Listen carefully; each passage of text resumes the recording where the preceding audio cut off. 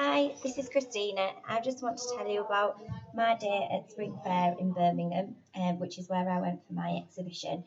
So, Spring Fair is the UK's biggest trade show for home, gift, Christmas, jewellery and watch, and volume home and gift. It's absolutely massive. I've never been before. I've been to quite a few trade shows before, but this is the first time I've been to one with my business head on. So, as you all know a little bit from last week, when I graduate, I'm planning on opening my own shop. So, to go to a trade show with this business head on was totally exciting. Having my name as director on a badge was pretty exciting too. So, as I'm planning on my shop to be quite unique and just absolutely gorgeous, I was on the lookout for original design. I wanted to be filled with quite unique, quirky, very design led furniture and home accessories. So, I used the trade show as an event to network, get to know suppliers, and learn the buying etiquette. So the whole buzz of the place was absolutely brilliant. I love the atmosphere, and I definitely felt like it's something that's for me. I definitely feel like I belong there.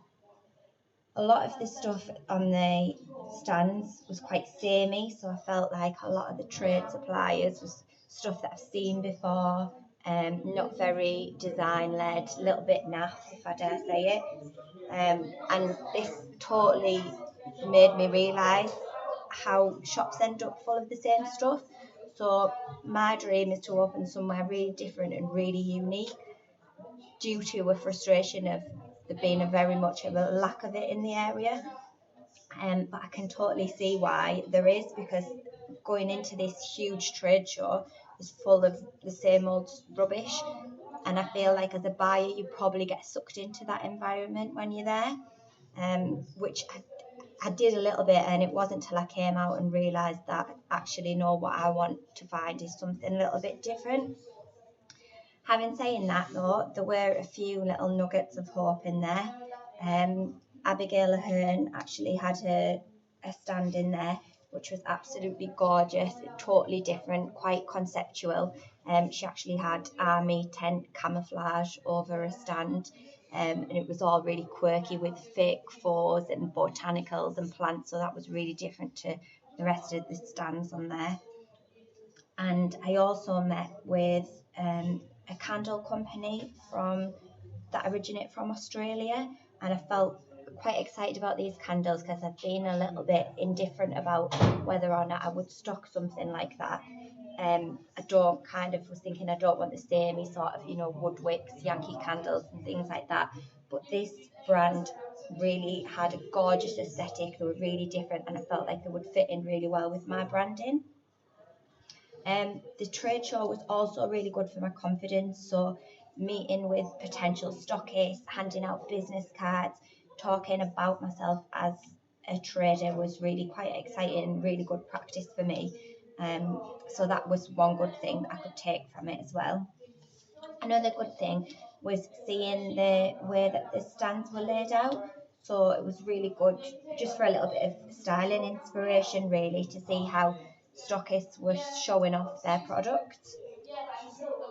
And the main thing that was good for me was the information I got to use for my business plan.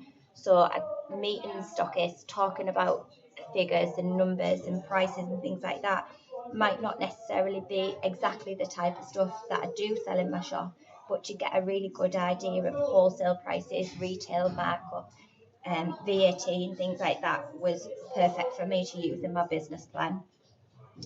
But I would say the biggest thing that I've taken from visiting Spring Fair is that I think for what I want to achieve with my business, I'm going to have to travel a little bit further afield. I also realised that the need for good design and the delivery of it is absolutely massive, because to me it's just the market is thriving for it. There's nothing, hardly any competition out there. So yeah, it was really good all round, good day out, got me really excited, got me pumped up for starting a business. Thanks for listening.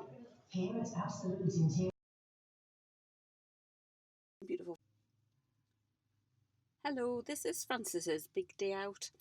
My visit was to the Biscuit Factory in Newcastle. It is the UK's largest art, craft and design gallery, and it's based within a very vibrant cultural quarter of the city. I chose to visit this space after investigating which exhibitions were current in and around Newcastle, and there were many, and they ranged from examples of drawing by the old masters, such as the exhibition at the Laying by Leonardo da Vinci, to contemporary mixed media outlets. The Biscuit Factory at this time resonated with me as I start on my own journey of making and selling, so I chose to visit this space now. It has built up a reputation of nurturing new and emerging talent, as well as established local artists. I've been many times before, and many exhibitors remain unchanged, i.e., the artists are constant, suggesting that it is a viable outlet for their work. However, there is always a new name to investigate, and they utilise a gallery space to highlight a specific artist's work who is new or offering a different aspect to their work.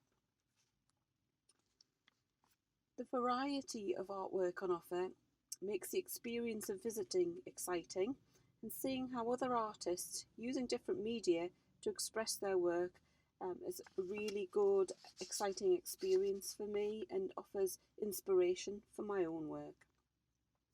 On today's visit, the choice ranged from ceramics with functional ware, including vibrant teapots, to some beautiful vessels as seen in this presentation.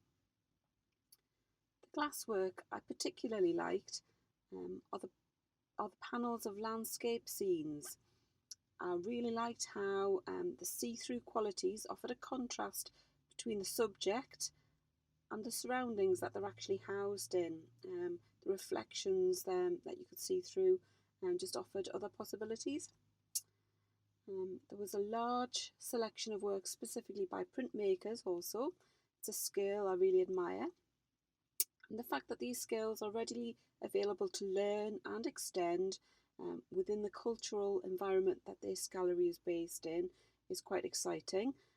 Northern Print is just around the corner and offer lots of facilities to attend courses or just to rent a space to do your own work, which is really, really exciting. I was also really pleased to see some beautiful furniture, as well as textile art made with some a beautiful wool, and these pictures were by Andrea Hunter. It's a medium I really find inspiring, and the use of it in relation to her subject matter was quite atmospheric. Diane Butcher, on the other hand, she used embroidery within her work, which makes me excited by how versatile the use of textiles can be in creating beautiful works of art. And this was specifically captured, I think, by Laura Edgar, who usually works as a freelance textile designer and is usually in the fashion market creating lovely embellished fabrics. But she also creates beautiful artworks, pictures, which are exhibited in the corner gallery at the moment, and these are inspired by the landscapes around her.